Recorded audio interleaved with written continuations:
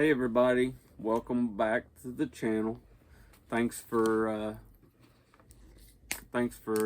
clicking on our video to read chapter 21 of Luke with us.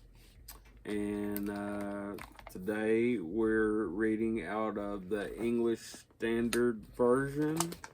We read out all of them, but today we're reading out of English Standard Version. I've got the New King James. Melinda's got New King James, but yeah. Anyway, so Luke chapter 21. Jesus looked up and saw the rich putting their gifts into the offering box, and he saw a poor widow put in 2 small copper coins. And he said, "Truly I tell you, this poor widow has put in more than all of them, for they are contributed out of their abundance, but she out of her poverty put in all she had to live on." And while some were speaking of the temple, how it was adorned with noble stones and offerings, he said, "As for these things that you see, the days will come when there will not be left here one stone upon another that will not be thrown down." And they asked him, "Teacher, when will these things be?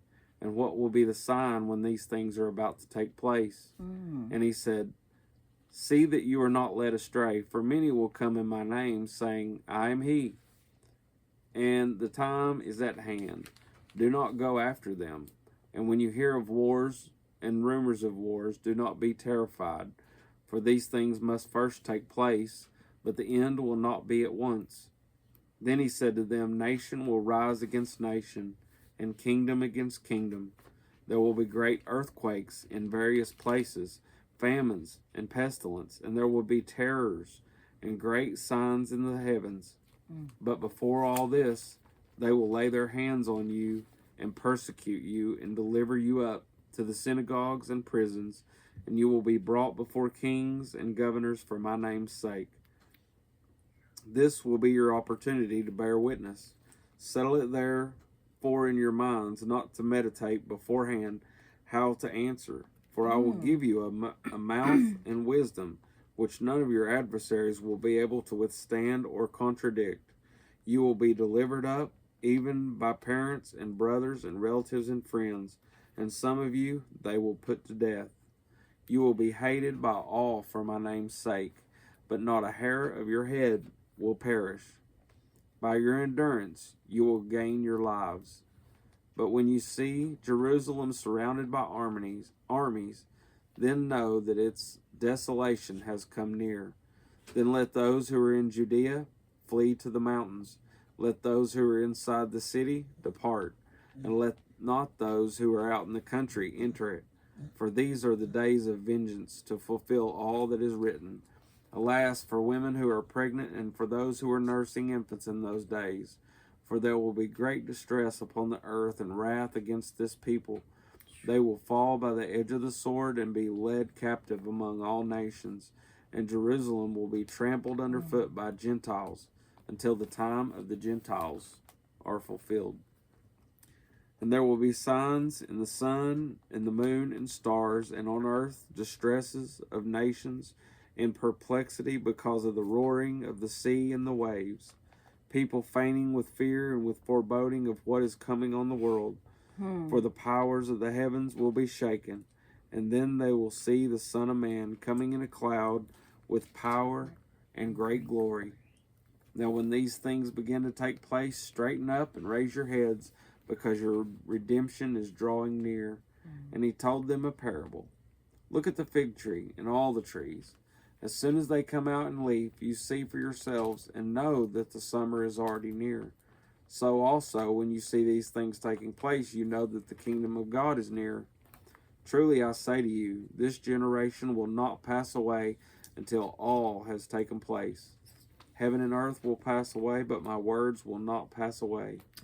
But watch yourselves, lest your hearts be weighed down with dissipation and drunkenness and the cares of this life, that the day come upon you suddenly like a trap.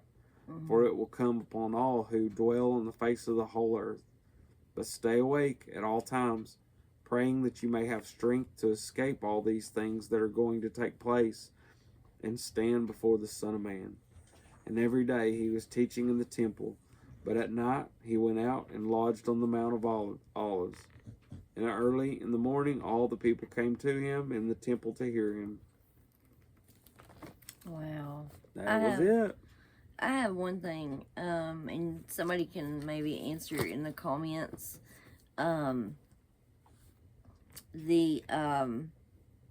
Everything that we just heard, like from verses 20 down to probably about 28, right before the parable, it's talking about the armies surrounding Jerusalem. It's talking about,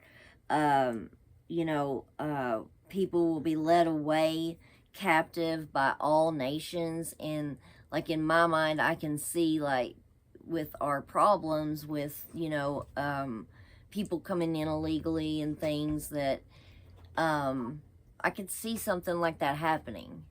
And I mean, is it just me, or does that make you think of that? Because it says, and there will be signs in the sun, in the moon, and in the stars, and on the earth distress of nations, with perplexity the sea and the waves roaring. And it talks about, man's heart failing them from fear and the expectation of those things which are coming on the earth. For the powers of the heavens will be shaken. And it's like whether we look in the sea right now, or in the sky, or in the oceans, wherever we look right now, it seems like there's some kind of chaos or shaking going on. And I don't know. If anybody has What's anything, your question? If anybody else kind of thought that that's what it seems like we're in, you know what I mean? It seems like that's going on right now. Yeah. But I know that, years and years, there's tons of people that said that, There has. They've said it a long time that there's, he's talking to his people that are around him, and there's a whole lot of history. Like, you got to think, okay, so when Jerusalem was surrounded, it was surrounded by the Romans. Right. His people were led off, and he said, don't go into Jerusalem to, if you're in the country, if you're in Jerusalem, don't go out of the, or try to get out as fast as you can or whatever. That happened after his crucifixion, 30-something years later, when the Romans came in and took it all. When he said the temple, not one stone would be left upon another, that already happened. The temple was torn down.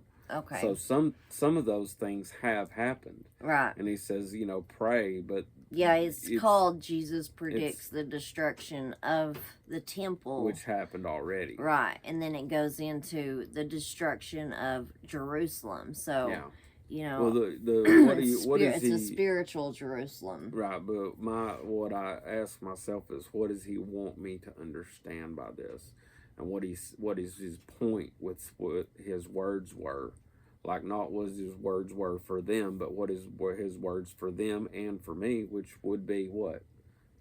Stay awake, pay attention. Don't let the it cares says the of this importance life. of watching. Yeah. Take heed to yourselves, lest your hearts be weighed down with carousing, drunkenness, and just the cares of the life. Yeah. Just cares of life. Just so weighed down. And I've been there for, it seems like I'm guilty of that, Lord. Yeah. And people thought in the 1500s he was coming, and he will one day. We know he will one day. Yeah, and it says right after that, and that day, and the word day is capitalized. Yeah. Come on you unexpectedly. But is that the rapture, or is that the second coming of Christ? That's the question that I don't know the answer to. But anyway, yeah, we'll have the point is to just be awake. Don't get weighed down by life. Well, I like the last words. It says, then early in the morning all the people came to him in the temple to hear him. Just basically everybody done the same thing, just got up at daylight and they yearned to just go hear him.